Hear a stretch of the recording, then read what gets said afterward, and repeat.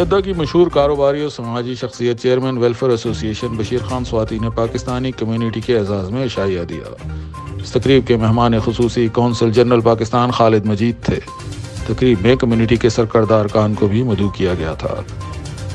اس موقع پر بشیر سواتی نے اظہار خیال کرتے ہوئے کہا کہ پردیس میں بسنے والے پاکستانیوں کی عیدیں وطن عزیز کی یاد میں گزر جاتی ہیں۔ اپنے پاکستانی بھائیوں کو یکجا کرنے کا مقصد عید کی خوشیوں کو دوبالا کرنا اور آپس میں محبتیں بانٹنا ہے۔ رمضان المبارک جیسے بابرکت مہینے کے بعد عید اللہ کا تحفہ ہے۔ میں دعا گو ہوں کہ اللہ ہمارے صیام و قیام کو قبول فرمائے۔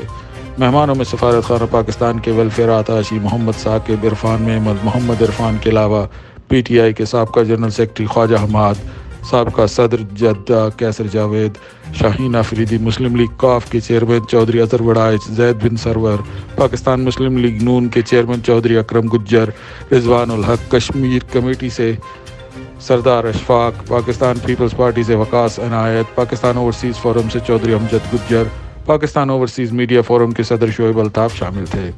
ویلفیئر ایسوسی ایشن کے جنرل سیکرٹری راجہ محمد بشیر، ریاض خان سواتی اور صدر محمد پرویز قریشی نے دعوت میں شامل ہونے پر مہمانوں کا شکریہ ادا کیا۔